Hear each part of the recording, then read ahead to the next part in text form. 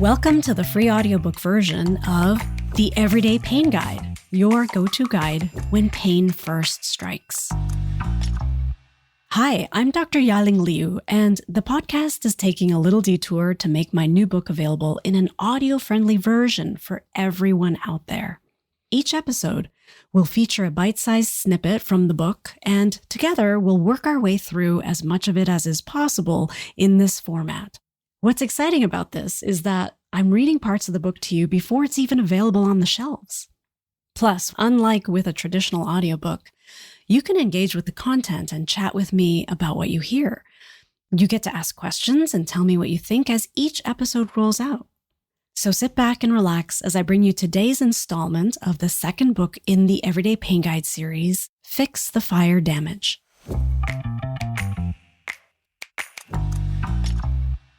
So in the last episode, we started the first part of the Body Chemistry Repair Guide, and let's just dive in right now as we continue the second of 8 episodes dedicated to part 1 of this chapter.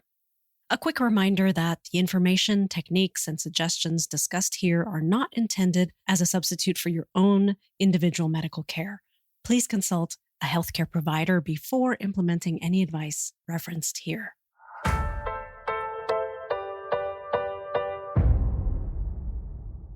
Your body machine. Are you familiar with something called a Rube Goldberg machine? Rube Goldberg was a cartoonist and engineer who became known for drawing and designing complex contraptions for achieving simple tasks. In the book, you'll see a cartoon, and in this cartoon of his, you can see the whimsical, elaborate contraption that is designed to return a fallen bar of soap to the tub without having to leave the warm bath water. Typical Rube Goldberg contraptions involve a series of actions triggered by an object, here the soap, entering the machine at one end. By making contact at that entry point, the object triggers a variety of mechanical actions and reactions, which propel it through the mechanism to the other end, where it ultimately achieves the desired outcome. In this case, returning the soap into the tub. The overall result here is that the soap travels from the floor back to the bathtub without you having to lift a finger. But notice how, in doing so, the soap alters and impacts the machine through its journey. Springs get tripped, props get knocked over, often requiring the machine to be reset before the next use. In this example, the soap too becomes altered as it leaves residue of itself behind in parts of the mechanism. If you think of your body as a Rube Goldberg machine, your body machine, with any one of the possible introduced objects like food, liquid, air, soap, or lotion entering at one end, imagine its journey through a series of similar, but in this case, cellular actions and reactions as the ingested, inhaled, or absorbed item makes its way to the exits. Knowing what you do about the familiar experience of eating, you can appreciate the impact of having a piece of food enter your body machine. It exerts change to the mechanism at different points along its journey, just as the bar of soap did with the Rube Goldberg machine. Figuratively speaking, springs get tripped and props get knocked over, and sometimes the body machine has to be reset before the next use. After food, liquid, air, soaps, or lotions make their journey through the body machine, there can be a trail of cellular disarray left behind that needs to be cleaned up. Sometimes there also needs to be a biological reset of sorts before the next object can efficiently make its journey. Luckily, cellular cleanup and biological reset happen automatically. You just have to learn how to get out of the way, which is a significant part of what the Body Chemistry Action Plan will help you do. There are 3 different kinds of journeys through the body machine: food and liquid, air, and soaps and lotions. Consider each of these like a separate Rube Goldberg mechanism. You'll be introduced to key actions and reactions along each journey as they exert their unique influence on your body machine.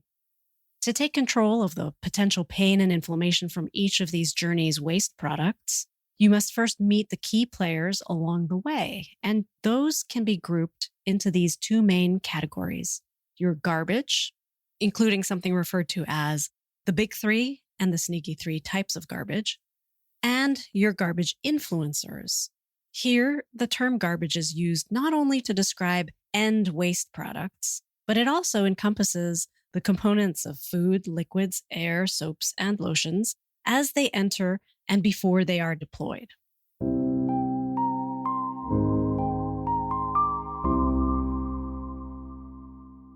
Get to know your garbage. If you've heard of the expression garbage in, garbage out, you may know that it is used to describe a concept about data in computing. It refers to what happens when poor quality data are inputted. The results tend to be poor quality output. In this chapter and throughout section 2, the words garbage or garbage in will be used to refer to anything that enters your body machine, good and bad. Garbage out will refer to components of incoming garbage that need to be eliminated. Along its journey, garbage, just like the soap in the Rube Goldberg cartoon, will encounter and exert many different biochemical actions and reactions before it becomes garbage out. These biological actions and reactions along the way are determined by factors that we'll call garbage influencers. Throughout this chapter and the next, you'll get an overview of the different kinds of garbage influencers and how they can impact some key actions and reactions inside your body.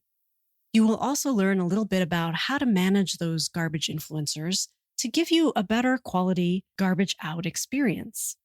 Because the effort required for garbage to get out is another key aspect that determines how likely a body is to experience inflammation, pain, and disease. Amazingly, even if what we take in is poor quality, our biological processes are designed to extract anything of potential value and expel or isolate the rest. But it is also true to a significant degree that just as with the original expression about computing data, the quality of our health output very much depends on what we put into and or what enters our body machine. The more burden there is from poor quality garbage in, the more likely we are to experience low-grade inflammation from the extra burden of garbage out that then needs to be expelled. The simplest way to tackle your biochemical triggers of pain is by embracing the simplicity of this equation. Garbage in equals garbage out. As long as this equation holds true, so that both sides are equal to each other, and thereby cancel each other out for a net effect of 0, then your experience of pain and or stiffness, both being results of inflammation, can be controlled and minimal. To actively balance this equation in your body, it's helpful to familiarize yourself with some of the basic elements that make up each side of that equation. Let's start by getting to know what constitutes our incoming garbage.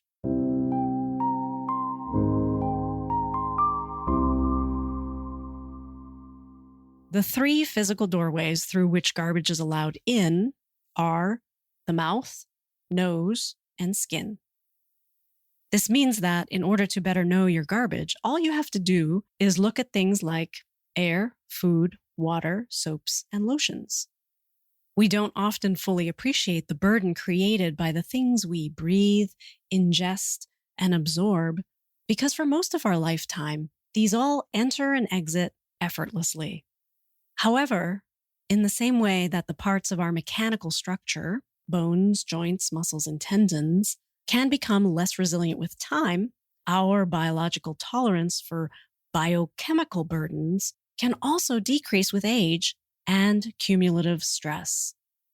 Some types of garbage are universally burdensome, but there are also some that cause unique stress to your individual biology because of genetics or adaptations that your body may have made in response to your environment over the years.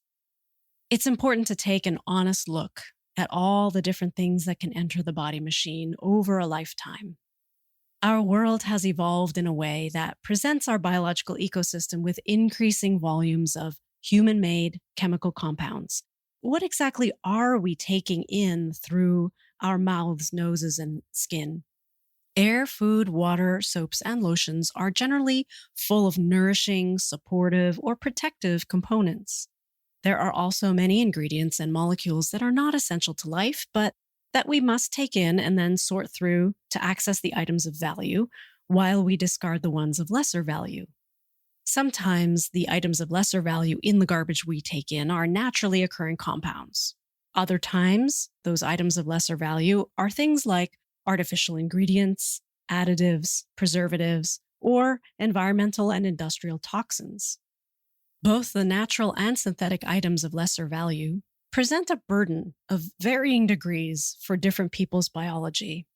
Looking at the sneaky 3 and the big 3 types of garbage will help to account for why there can be such variability.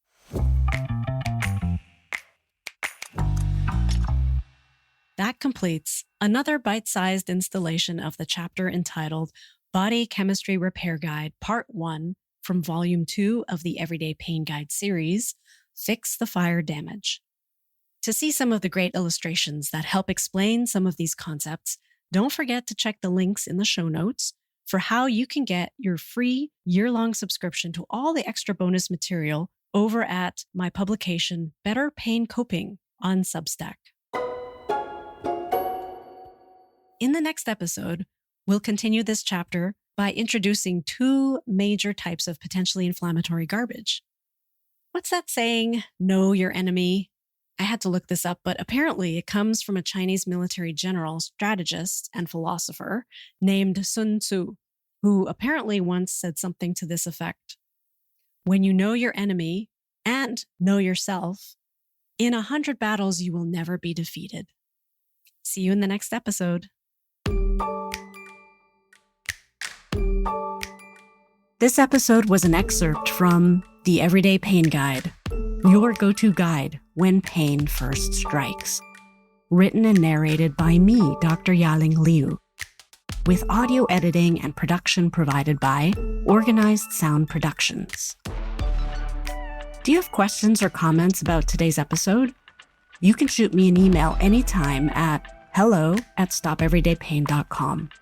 That's HELLO@stopeverydaypain.com. If you have friends or family members who you know are struggling with persistent, recurring aches and pains, tell them to check out the podcast while they're waiting for the book.